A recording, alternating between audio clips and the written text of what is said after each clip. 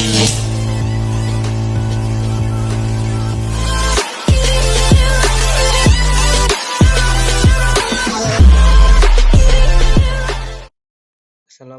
warahmatullahi wabarakatuh.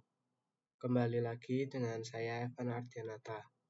Di sini saya akan melanjutkan materi tentang MTCNA pada bab keempat, yaitu tentang IP address dan subnetting. Oke, langsung saja. Jadi ini adalah yang kali ini akan kita pelajari. Yang pertama ada pengenalan IP address dan subnetting. Yang kedua ada IP public dan private. Yang ketiga ada classful dan classless addressing. Yang keempat ada kasus subnetting. Yang kelima ada konsep block subnet. Yang keenam ada konsep switch dan router. Oke, langsung saja ke materi yang pertama, yaitu pengenalan IP address dan subnetting. Suatu perangkat ingin terhubung dengan perangkat lainnya, baik itu wired atau wireless, tentu saja memerlukan identitas nama pada setiap perangkat.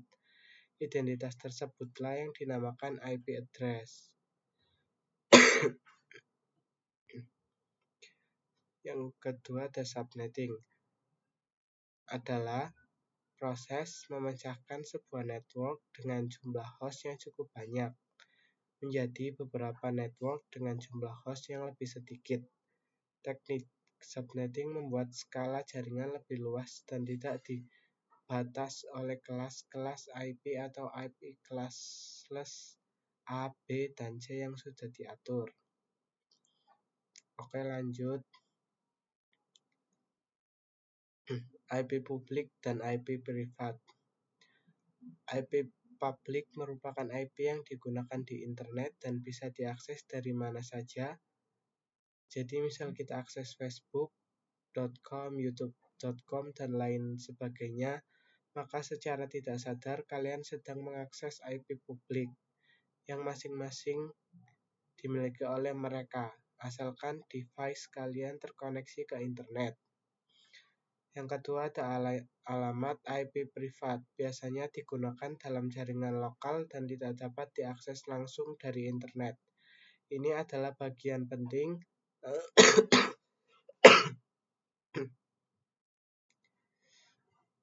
Yang kedua ada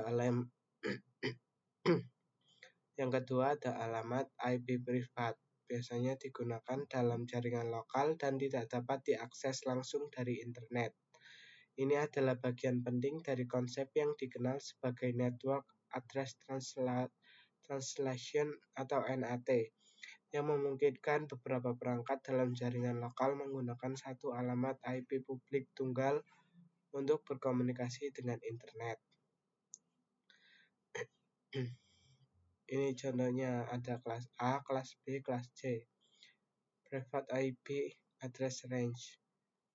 Yang kelas A yaitu dimulai dari 10.0.0.0 sampai 10.255.255.255. Yang B yaitu dari 172.16.0.0 sampai 172.16.31.255. Yang kelas C yaitu 192.168.0.0 sampai 192.168.255.25. Jadi semisal ada IP yang 10.256.2.1 itu berarti bukan IP privat lagi, karena itu sudah melebihi range IP. Karena sudah melebihi range IP-nya.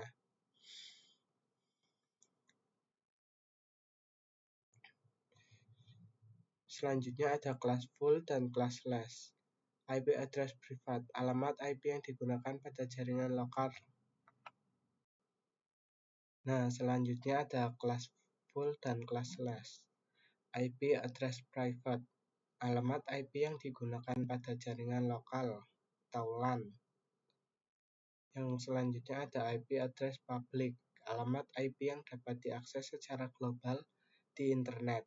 Contohnya public DNS Google 8.8.8.8 dan 8.8.4.4. Kelasnya yaitu ada kelas A, kelas B, kelas C, kelas D, dan kelas E. Tapi kelas D dan kelas E itu tidak digunakan karena digunakan ketika untuk ujian. Kelas A itu dari 0 sampai 127. Kelas B dari 128 sampai 191. Kelas C dari 192 sampai 223. Nah, di sini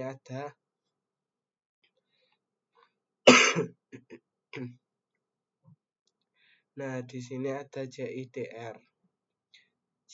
JIDR itu nama lain dari prefix, seperti subnet, mask. Tapi misal di Mikrotik itu kan biasanya menggunakan prefix. Tapi kalau di Cisco itu menggunakan subnet mask. Tapi dua-duanya itu sama, yaitu untuk menentukan jumlah IP yang digunakan. JIDR itu Classful Addressing. Nah, kita akan melanjutkan yang selanjutnya yaitu kasus subnetting. Untuk melakukan proses subnetting, Anda akan melakukan beberapa proses seperti prefix yang sesuai, subnet mask, IP network, dan IP broadcast, range IP yang bisa digunakan. Oke, langsung saja ke kasus yang pertama. Nah, kasus yang pertama itu ada 12 PC. Kita menggunakan IP yang ini ya teman-teman. Nah, langkah yang pertama yaitu kita mencari perpangkatan 2 yang hasilnya mendekati 12. Mendekati atau melebihi 12 ya teman-teman. Nah, di sini saya pakai 2 pangkat 4 sama dengan 16. Oke, langsung saja kita mencari prefix, yaitu rumusnya 32 dikurangi pangkat dari yang tadi, dan hasilnya 28. Nah, selanjutnya total IP. Rumusnya yaitu 32 kurangi prefix, jadi sama dengan 16. Selanjutnya subnet mask. 256 dikurangi dari total IP sama dengan 240. Jadi subnet mask yang bisa digunakan itu 255.255.255.240. Selanjutnya IP network. Yang pertama itu 0, selanjutnya ada 16. Nah, 16 ditambah 16 itu 32. Nah, 32 dikurangi 32 itu 48. Seperti itu, teman-teman. Selanjutnya IP broadcast. IP broadcast itu kita melihat dari IP network. Di sini angka keduanya 16. Nah, di sini berarti angka pertamanya 15. Di sini angka ketiganya 32. Lah, di sini berarti 31.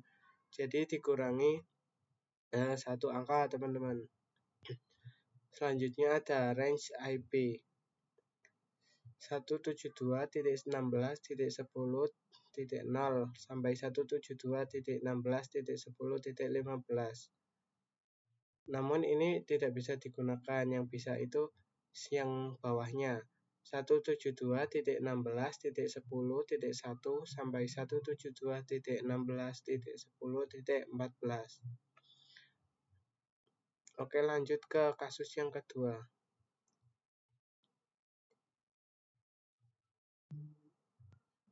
Nah, di sini kita menggunakan 60 PC ya teman-teman. Caranya masih sama, kita mencari perpangkatan yang hampir atau melebihi sedikit angka 60 ya teman-teman. Nah, saya di sini pakai 2 pangkat 6 sama dengan 64. Prefix 32 kurangi 6 sama dengan 26. Total IP 2, rumusnya 2 pangkat 32 dikurangi prefix sama dengan 2 pangkat 6 sama dengan 64. Nah, di sini ada subnet. 256 kurangi 64 sama dengan 192. Jadi subnet masnya itu 255.255.255.192. IP selanjutnya ada IP network 0. Nah, ini 64 dari total IP. Ini 127, 64 ditambah 64. Selanjutnya ada IP broadcast. Itu sama kayak yang pertama tadi, caranya 64 dikurangi 1 angka, jadi 63. Selanjutnya IP range-nya itu 10.1.1.1 sampai 10.1.1.62. Oke, lanjut ke kasus yang ketiga. Nah, kasus yang ketiga, kita menggunakan 100 PC. Jadi perpangkatannya 2 pangkat 7 sama dengan 128. Prefixnya 32 kurangi 7 sama dengan 25. Total IP 2 pangkat 32 kurangi 25 sama dengan 2 pangkat 7 sama dengan 128. Subnet masnya 256 kurangi 128. Subnet mas yang bisa digunakan 255.255.255.255.255.128. IP networknya 0. Selanjutnya 128. 256 itu didapat dari 128 tambah 128. Terus ada IP broadcast 127, 125, caranya sama. Selanjutnya ada range IP, yaitu 192.168, 1.1, terus 192.168.1.126. Selanjutnya ada konsep blok subnet. Yang pertama ada IP network, yang kedua ada IP broadcast, yang ketiga diibaratkan seperti ruangan, yang keempat setiap blok subnet by default tidak bisa saling ping komunikasi. Yang kelima, kumpulan PC yang berada pada suatu ruangan perlu dikonfigurasi menjadi blok subnet. Selanjutnya ada IP v4 delivery type. Yang pertama ada unicast, one-to-one communication. Jadi dari sumber yang pertama itu hanya mengirim ke satu sumber. Selanjutnya ada multicast, one-to-many communication, yaitu satu sumber bisa mengirim ke beberapa, tetapi tidak semua. Selanjutnya ada broadcast, one-to-all communication. Satu sumber ini bisa mengirim ke semuanya.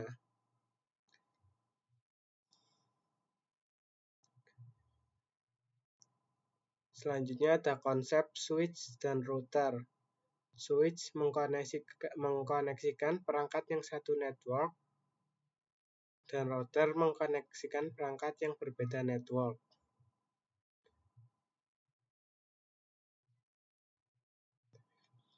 Jadi itu materi saya hari ini. Sekian dari saya. Wassalamualaikum warahmatullahi wabarakatuh.